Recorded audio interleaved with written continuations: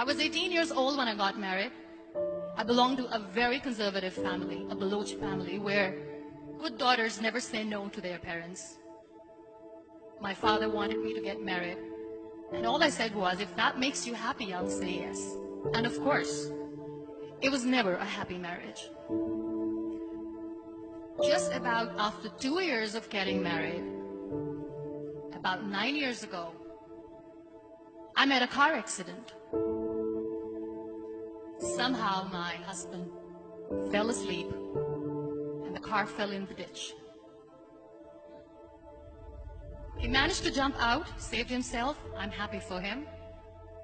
But I stayed inside the car and I sustained a lot of injuries. The list is a bit long. Radius ulna of my right arm were fractured. The wrist was fractured. Shoulder bone and collarbone were fractured. My whole rib cage got fractured. But that injury that changed me and my life completely was the spine injury. Many people came to rescue. They gave me CPR. They dragged me out of the car. And while they were dragging me out, I got the complete transection of my spinal cord. Those 2.5 months in the hospital were dreadful. I was at the verge of despair. One day, doctor came to me and he said, well, I heard that you wanted to be an artist, but you ended up being a housewife. I have a bad news for you. You won't be able to paint again. Next day, doctor came to me and said, your spine injury is so bad, you won't be able to walk again. I took a deep breath and I said, it's all right.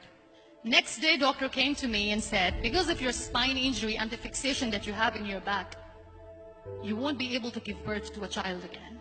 That day, I was devastated. I started to question my existence. Why am I even alive? So what kept me going was, one day I asked my brothers, I know I have a deformed hand, but I'm tired of looking at these white walls in the hospital and wearing these white scrubs.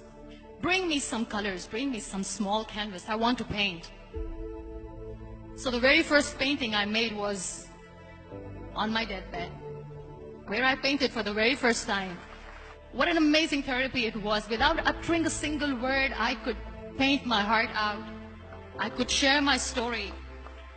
People used to come and say, what lovely painting. So much color. Nobody could see the grief in it. Only I could. And that day I decided that I'm going to live life for myself.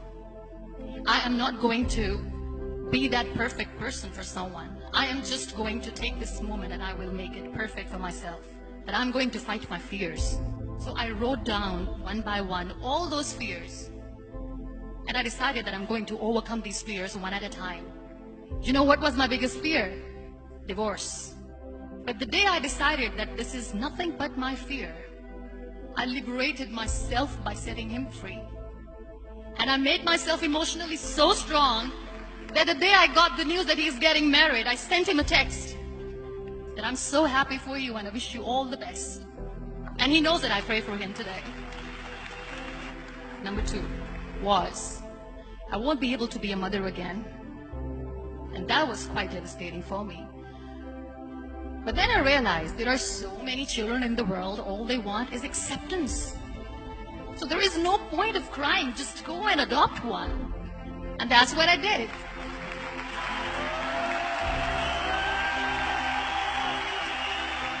I gave my name in different organizations, different orphanages, and I waited patiently. 2 years later, I got this call from a very small city in Pakistan. I got a call and they said, are you Muniba Mazari? There is a baby boy and would you like to adopt? I could literally feel the labor pain. I said, yes, yes, I am going to adopt him. I am coming to take him home. And that day, I was 2 days old, and today he's 6.